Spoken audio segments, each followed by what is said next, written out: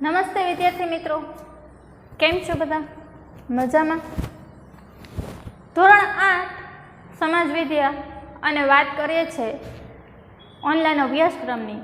તો sunshine international school તરફથી online અભ્યાસક્રમમાં હું તમારું હાર્દિક સ્વાગત કરું છું. ધોરણ 8 સમાજ વિદ્યા ચેપ્ટર નંબર 2 કે જેમાં આપણે માહિતી મેળવવાની હતી. પાઠ નંબર 2માં આપણે સમજીએ છીએ પાઠ નંબર 1માં આપણે સમજીએ છીએ અંગ્રેજ શાસન વહીવટ. અંગ્રેજ શાસન છે એ પોતાનું વહીવટ તંત્ર કેવી રીતના ચલાવતા હતા.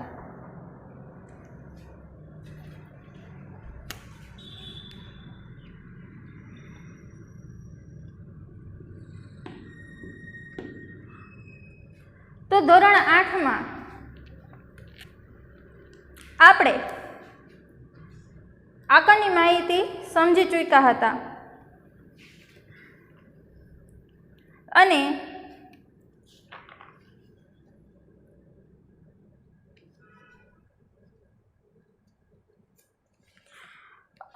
પેજ નંબર 3 ઉપર મૈસૂર વિગ્રહ વિશે વાત ચાલુ હતી આપણી.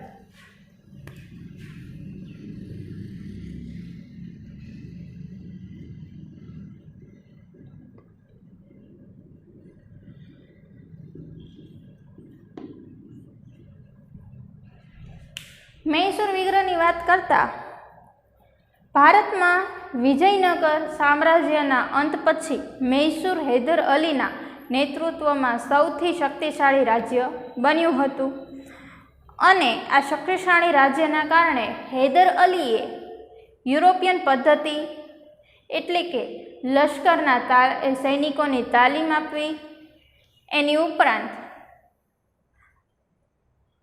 સશસ્ત્ર સર્જન કરવું એની વાત છે.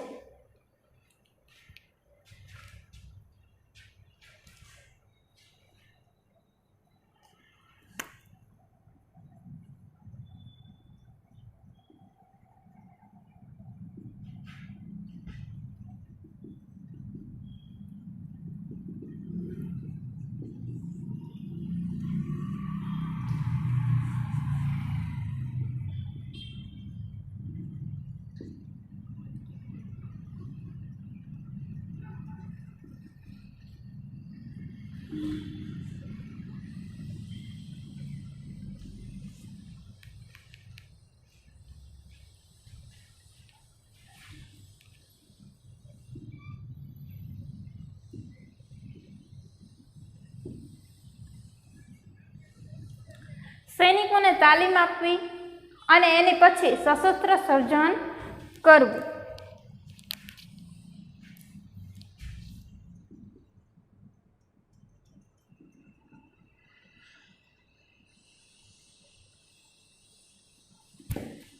આ 2 પોઈન્ટ હૈદર અલીએ અપનાવેલા હતા. હવે એની સાથે જોઈએ તો અહીંયા અંગ્રેજો આ જોઈને ચિંતિત બન્યા કે આપણા ભારતના જે રાજ્યો છે એ લોકો પોતાના રાજ્યને બચાવવા માટે ઘણા બધા પ્રયાસો કરી રહ્યા હતા. અને તમને ખબર છે કે અંગ્રેજ સરકાર છે એ આપણા ભારત ઉપર શાસન કરવા માટે વધુ જાણીતી હતી. તો આ શાસન પ્રણાલીને આપણે જાણીએ છીએ તો આ અંગ્રેજો જોઈને ચિંતિત હતા. આથી મૈસૂર રાજ્ય સાથે 4 મૈસૂર વિગ્રહ થયા. 4 મૈસૂર વિગ્રહ એટલે કે 4 યુદ્ધ થયા હતા. લખી જોઈએ આપણે કયા કયા સમયમાં થયા હતા.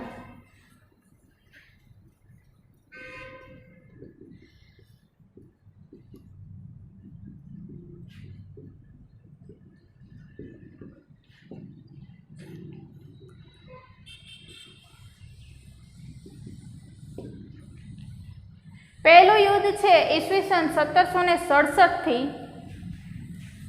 1769 સુધીમાં આ પ્રથમ વિશ્વયુદ્ધ થયું હતું. એટલે કે વિશ્વયુદ્ધ એટલે કે મૈસૂર વિગ્રહ થયો હતો. બીજું યુદ્ધ છે 1780 થી લઈને 84 એટલે 4 વર્ષ ચાલ્યું. તો ઈસવીસન 1780 થી 1784, 4 વર્ષ બીજું યુદ્ધ ચાલે છે અને ત્રીજું યુદ્ધ છે ઈસવીસન 1790 થી 92,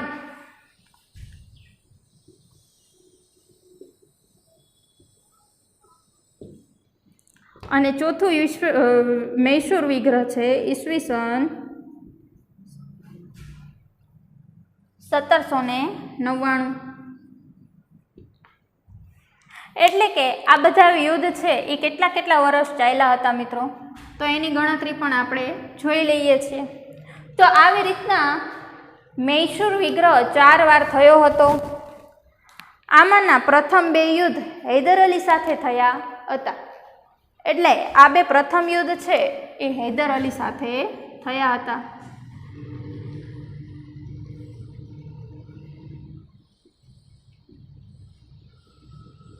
અને આ 2 યુદ્ધ છે એ હૈદર અલીના પુત્ર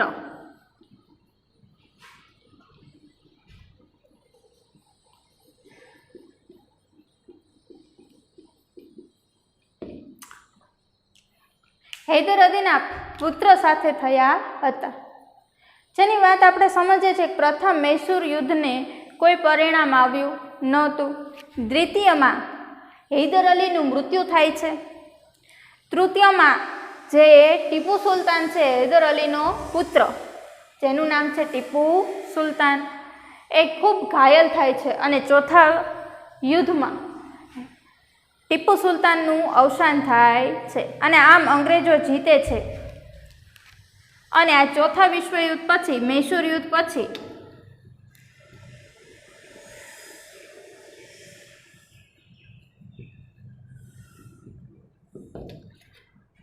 અંગ્રેજો પોતાની છબી ઝાંખી કરાવે છે. એટલે કે તમને ખબર છે કે અંગ્રેજ સરકાર જીતે છે એટલે સ્વાભાવિક વસ્તુ છે કે તે પોતાના કાર્યમાં નિષ્ફળ ગયા નથી, એવું તમે જાણી શકો છો. તો આવી રીતના આ શાસન પ્રણાલી આપણને હાલ જોવા અને જાણવા મળે છે. તો આ વાત આપણે અહીંયા સુધી સમજી ચૂક્યા છીએ કે હૈદર અલી અને હૈદર અલીના પુત્રનું નામ હતું, પુત્રનું નામ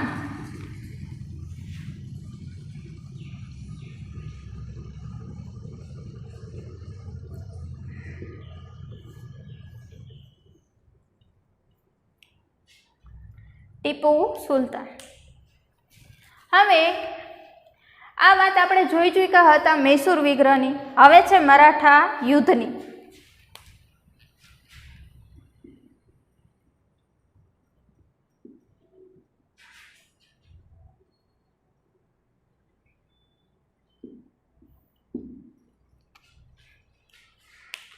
મરાઠા યુદ્ધની વાત કરીએ તો મરાઠા યુદ્ધ ઈસવીસન 1761માં પાણીપતના ત્રીજા પૂર્વ એટલે કે યુદ્ધમાં મરાઠાઓની હાર થાય છે.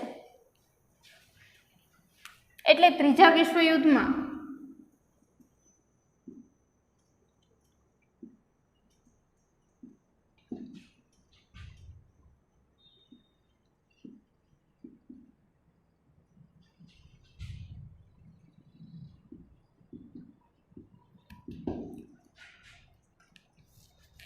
એટલે કે મરાઠાઓ હારે છે.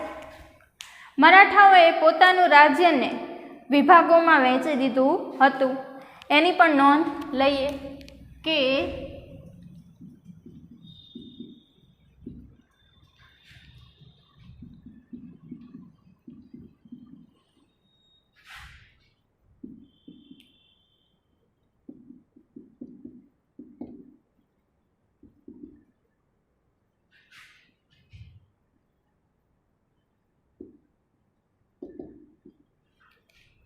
પોતાનું રાજ્ય છે એને અલગ અલગ વિભાગોમાં વહેંચ્યું હતું, જેના કારણે અલગ અલગ ભાગ પડ્યા હતા. દરેક રાજ્યમાં સંધિયા, કોલકર, ગાયકવાડ અને ભોંસલેને રાજવંશ સોંપાયું હતું. તો એની પણ આપણે સમજીએ તો પહેલાં છે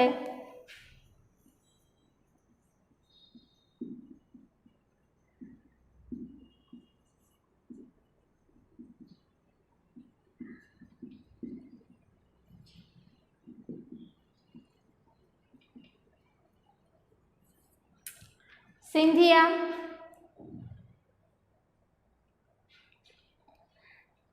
ગાયકવાડ, ભોંસલે અને હોલકર.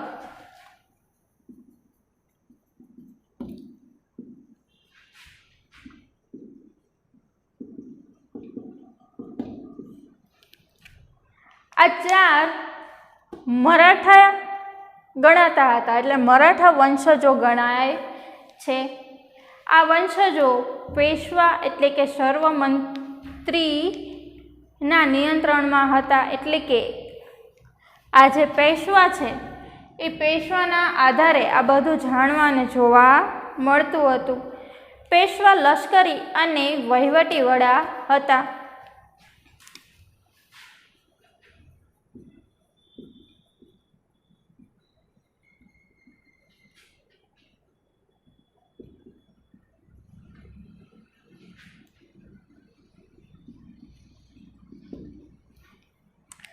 કોણ હતું મિત્રો? તો પેશવા હતા એ લશ્કરી અને વહીવટીના વડા.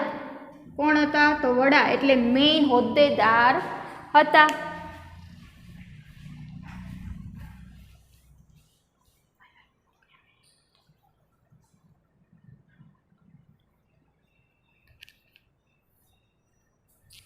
હવે પેશવા બાજીરાવ હતા એ તો તમે જાણો છો.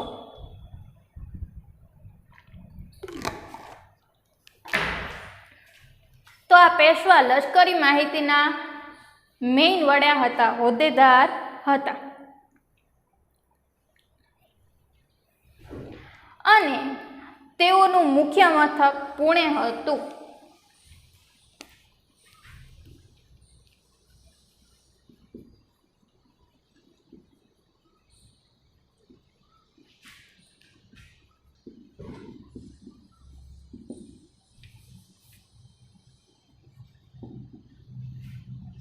મુખ્ય એટલે કે મહત્વનું મથક એમનું પુણે હતું.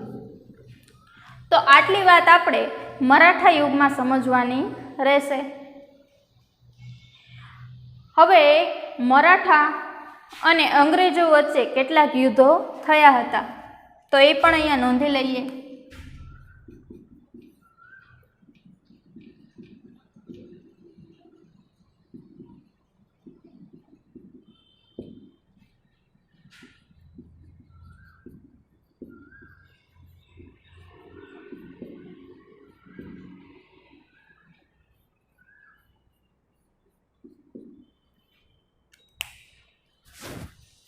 તો પ્રથમ યુદ્ધ કે જે ઈસવીસન 1775 થી 1782માં યોજાયું હતું. એટલે કે આ જે મરાઠાઓ હતા અને અંગ્રેજ સરકાર હતી એ બંને વચ્ચે પોતાના રાજ્યને બચાવવા અને જૂટવવા માટેનું યુદ્ધ લડાયું હતું, કે જેમાં પ્રથમ યુદ્ધ છે એ ઈસવીસન 1775 થી 1782માં સાલબાઈના સંધિ થઈ હતી. સંધિ એટલે કે સમાધાનની જોગવાઈ, કે તેમાં પોતાના ક્ષેત્રો પરત આપવાનું થયું. તો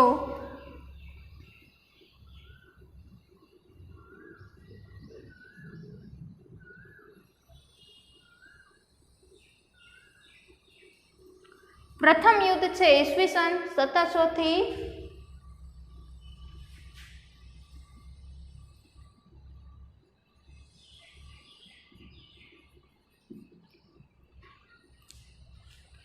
સાલબાઈની સંધિ.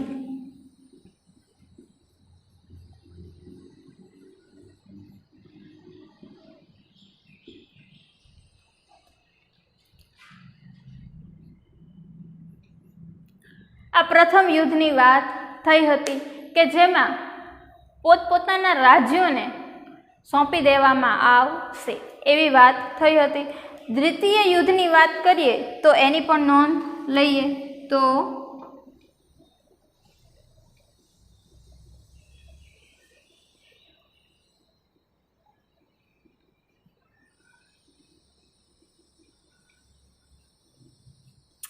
દ્વિતીય યુદ્ધ છે એ થયું હતું 1808 થી 1805 વચ્ચે.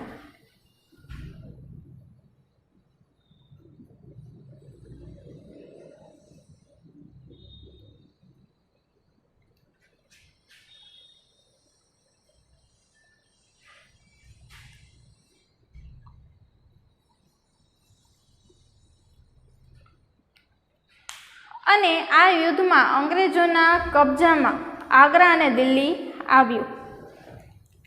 તો અહીંયા વાત છે આગ્રા અને દિલ્હી જપ્ત.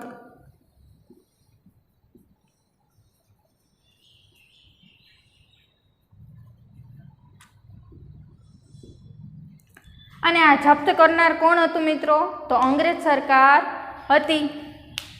અને આવી રીતના આ યુદ્ધની શરૂઆત થઈ હતી. અને તૃતીય યુદ્ધ એટલે કે ત્રીજું મરાઠા અને અંગ્રેજ વચ્ચેનું યુદ્ધ છે, એમાં મરાઠાઓ સંપૂર્ણ રીતે હારી જાય. તો એની વાત કરીએ તો તૃતીય યુદ્ધ ઈસવીસન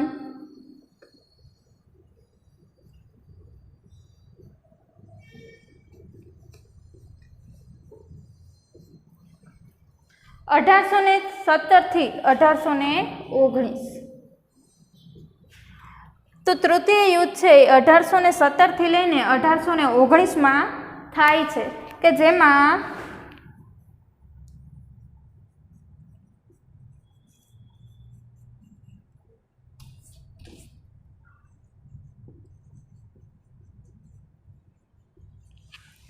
સંપૂર્ણ રીતે એટલે બધી રીતે હાર પામે છે.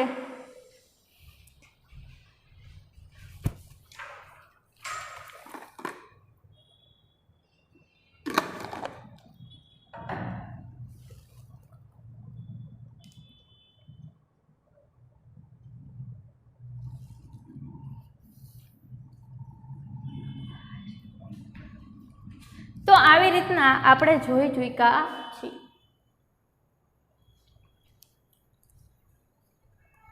તો આવી રીતના આપણે સમજ્યા કે મરાઠા અને અંગ્રેજો વચ્ચે યુદ્ધ થાય છે, તો એમાં અંગ્રેજો છે એ દર વખતે જીતી જાય છે.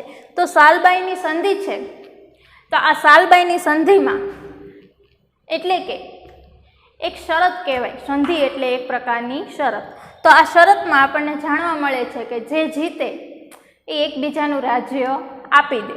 જીતે નહીં પણ સામાન્ય રીતે. દ્વિતીય યુદ્ધમાં આગ્રા અને દિલ્હી અંગ્રેજ સરકારના હાથમાં જાય છે. અને તૃતીય યુદ્ધમાં મરાઠાઓ થોડા હાથ પામે છે. અને તૃતીય યુદ્ધમાં મરાઠાઓ સંપૂર્ણ રીતે અંગ્રેજો તરફથી હારી જાય છે. તો આજે આપણે મૈસૂર વિગ્રહ, મરાઠા યુગ અને અંગ્રેજ સરકારની શાસન પદ્ધતિ વિશે માહિતી મેળવી, કે જેમાં એ લોકો આવી રીતના હારી જાય છે. હવે વાત કરીએ તો અંગ્રેજ શાસનની વહીવટી તંત્ર. તો એ લોકો પોતાનું વહીવટી તંત્ર કેવી રીતના ચલાવતા હતા એની વાત હવે સમજીએ. તો તમને ખબર છે કે અંગ્રેજો છે એ પોતાની શાસન પ્રણાલી એટલે કે ખૂબ એવું માઇન્ડથી શાર્પ હતા. તો અહીંયા અંગ્રેજ સરકાર છે એ પોતાનું શાસન પ્રણાલી ખૂબ જટિલ રીતે કરતા હતા. તેમાં આપણે જાણીએ તો અંગ્રેજોએ પોતાનું વહીવટી તંત્ર અને સ્થાપના દરેક જગ્યાએ વ્યાપક પરિવર્તન લાવવા કર્યું હતું. જેમાંના અલગ અલગ પ્રકારો આપણે જાણીએ તો એ અલગ અલગ પ્રકારોમાં આપણને ખબર પડે છે કે સરકારનું માળખું. તો આ સરકારનું માળખું છે એ કેવી રીતના બંધાયું છે, જે કે આપણે આજે પણ સમજીએ છીએ કે સરકારનું જે માળખું છે એ કેવી રીતના છે. તો 1773માં વિભિન્ન વહીવટી તંત્ર અને નિયંત્રણ આમાં આવેલું હતું. અને એની નિમણૂક સુપ્રીમ કોર્ટ સુધી એની સ્થાપના કરવામાં આવે છે. ગવર્નર જનરલની વાત કરીએ તો ગવર્નર જનરલ 3 સભ્યોની પરિષદ નિમતા. 3 સભ્યોની પરિષદ નિમા પછી પોતાનું જે નિયંત્રણ હોય છે, પોતાની જે સામાન્ય રીતે અંદાજિત શક્તિ હોય છે એનો અહીંયા ભાગ આવી જાય છે. આ પરિષદ નિમવાની સાથે સાથે બ્રિટિશ સંસદની સનદી ધારા દ્વારા કંપનીઓને વેપાર આર્થિક અમે સમાપ્ત એટલે કે વેપાર છે એમને આર્થિક રીતે સમાપ્ત કરી સનદીન ધારાની ચૂકવણી કરવામાં આવે છે. અને અંતર્ગત તેને બ્રિટિશ સંસદના કેટલાક નિયંત્રણોની વાત કરવામાં આવે છે. આવી જ રીતે વિશાળ સત્તાઓ ધરાવતા ગવર્નર જનરલની નિમણૂક અહીંયા જોવા મળે છે. ગવર્નર જનરલ એટલે આપણે જે મુખ્ય વડો કહીએ છીએ એ મુખ્ય વડાનો જે ભાગ હોય છે એને અંગ્રેજ સરકાર ગવર્નર જનરલ તરીકે ઓળખતા હતા, જે મેઇન હોદ્દેદાર છે. જેમ કે આજે જે વડાપ્રધાન નરેન્દ્ર મોદી છે તો આપણે એમને વડાપ્રધાન કહીએ છીએ, તો અંગ્રેજ સરકાર એમને શું કહેતા? તો આવી રીતના એમને જણાવતા હતા. શું? તો વિશાળ ગવર્નર જનરલ, એટલે કે આપણે વડાપ્રધાન કહીએ છીએ તો એ ગવર્નર જનરલ તરીકે ઓળખતા હતા. તો આવી રીતના નાનેથી લઈને મોટું માળખું એ લોકોએ અંગ્રેજ સરકારે રચેલું હતું કે જેના આધારે દરેક વ્યક્તિ પોતાની રીતે અલગ અલગ સંસ્થામાં અલગ અલગ પરિસ્થિતિ પ્રમાણે કામ કરી શકે છે. તો આ હતું સરકારનું માળખું. બીજું છે સનદિન સેવાઓ. તો આ સનદિન સેવાઓની વાત કરીએ તો ગવર્નર જનરલ કોર્નવોલિસે ભારતમાં સંધિ કરી હતી કે જેમાં કંપનીના કર્મચારી એટલે મિત્રો એની અંદર જે કામ કરનારા વર્કર્સ છે એને કર્મચારી કહે છે. તો વેપાર કરવા પર પ્રતિબંધ અને ભ્રષ્ટાચાર વિરુદ્ધ નિયંત્રણો લાવવા કહ્યું હતું. ક્યારે? તો સંધિ સેવાઓની વાતમાં કે જે ભ્રષ્ટાચારો થઈ રહ્યા છે, તમે બીજો વેપાર કરી રહ્યા છો, આ વેપાર ઉપર નિયંત્રણ લાવવાની વાત હતી. અને આ નિયંત્રણ મહેસૂલ તંત્ર અને ન્યાયતંત્રમાં જુદા જુદા જોવા મળે છે. મહેસૂલ એટલે કે કર મેળવવો અને બીજું છે ન્યાયતંત્ર એટલે કે બીજા પાસેથી જેને કર લીધો છે એ વ્યક્તિ જો બળજબરીપૂર્વક લેતો હોય તો એને ન્યાય કરવાનો પૂરેપૂરો અધિકાર છે, એટલે કે ન્યાયતંત્ર પાસે ન્યાય માંગવા જઈ શકે છે. કલેક્ટરને સંવેતન એટલે કે સર્વ રીતે વ્યવસ્થિત સેવાઓનો સોંપવામાં આવી સત્તા, એટલે કે બધી રીતે આ સત્તાઓ એમને સોંપવામાં આવી હતી. વેલેન્સલી ભારતીય સંધિ સેવામાં બ્રિટિશથી આવતા અધિકારીઓ માટે કેટલીક તાલીમો અને સંસ્થાઓ બનાવી હતી. એટલે કે તમને ખબર છે કે જે વ્યક્તિ હોય છે એને તાલીમ વગર કોઈ પણ કામ કરી શકાતું નથી. તાલીમ એટલે એક સામાન્ય વ્યક્તિ, બે સામાન્ય વ્યક્તિ હોય છે, બંને સામાન્ય વ્યક્તિઓમાં જેની આવડત અને બુદ્ધિ વધારે હોય તો એ કોણ હોઈ શકે? તો જેને પહેલાં એ કામ કરેલું હોય છે, જેને આપણે એક પ્રકારનો અનુભવ કહીએ છીએ. તો આ અનુભવ એટલે જ એ અનુભવ મેળવવો એને જ તાલીમ કહેવાય છે. આવી રીતના ડેલહાઉસીના સમયમાં બ્રિટિશ સંસદ 1853માં સંધિ ધારા અન્વયે સંધિ સેવાઓમાં પ્રવેશ મેળવવા સ્પર્ધાત્મક પરીક્ષાઓ શરૂ કરવામાં આવે છે. સ્પર્ધા એટલે તમને ખબર છે કે એક જીત મેળવવાની હરોળ, કે જેમાં તમે દરેક વ્યક્તિઓ જીત મેળવવા માટે પોતાનું યોગદાન આપો છો. તો આવી રીતના અહીંયા આ સંધિ કરવામાં આવી હતી. એવી જ રીતના પછીથી ભારતીયો પણ આવી સંધિ સેવાની સ્પર્ધામાં જોડાઈ ગયા હતા. જે તમે આજે પણ જાણો છો કે દર શનિ રવિ અથવા તો અમુક એવા નિશ્ચિત દિવસો હોય છે ત્યારે આ સ્પર્ધાત્મક પરીક્ષાઓ જોડાય છે અને યોજવામાં આવે છે. તો અંગ્રેજોએ ઈસવીસન 1850માં વહીવટી તંત્ર, નાણાકીય સેવાઓ, સેના, પોલીસ, ન્યાયતંત્ર જેવા મહત્વપૂર્ણ વિભાગોમાં ઉચ્ચ એટલે સર્વપ્રથમનો મેઇન હોદ્દો, આ ઉચ્ચ હોદ્દાની અંગ્રેજ અધિકારીઓની નિમણૂક કરી હતી. માત્ર સામાન્ય હોદ્દાઓ અને ઓછા પગારવાળી નોકરીઓ જેમ ક્લાર્ક, સૈનિક જેવા નોકરીઓ પર ભારતીયોને નીમવામાં આવ્યા હતા. એટલે કે ઊંચા એવા ઓછા હોદ્દાવાળા એટલે કે મોટો એવો હોદ્દો હોય છે એમાં અંગ્રેજ સરકારને રાખવામાં આવે છે, અને સામાન્ય એવો હોદ્દો જેમ કે પટ્ટાવાળા છે અથવા તો સામાન્ય કર્મચારી છે, તો આવી નીચી હોદ્દાની ગરી હોય એમાં ભારતીય સરકારના નાગરિકોને રાખવામાં આવતા હતા. તો આવી સંધિ અહીંયા જોવા મળી હતી.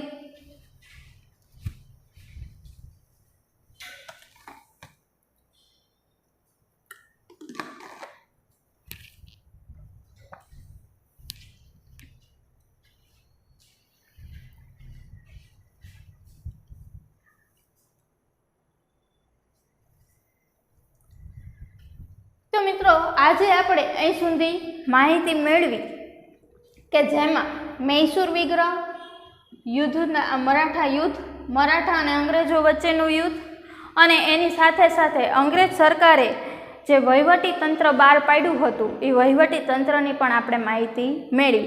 એમાં હતું સરકારનું માળખું, બીજું સેવાઓ એટલે સંધિ સેવાઓ કે જેમાં અંગ્રેજ સરકાર ભારતના નવજવાનોને સામાન્ય એવી નોકરી આપતા હતા. હવે પછીના લેક્ચરમાં આપણે લશ્કર, પોલીસ અને ન્યાયતંત્ર એના વિશે માહિતી મેળવીશું. તો આપણે આને અહીં સુધી રાખીશું અને પછીના લેક્ચરમાં વધુ માહિતી મેળવીશું. જય હિન્દ, જય ભારત.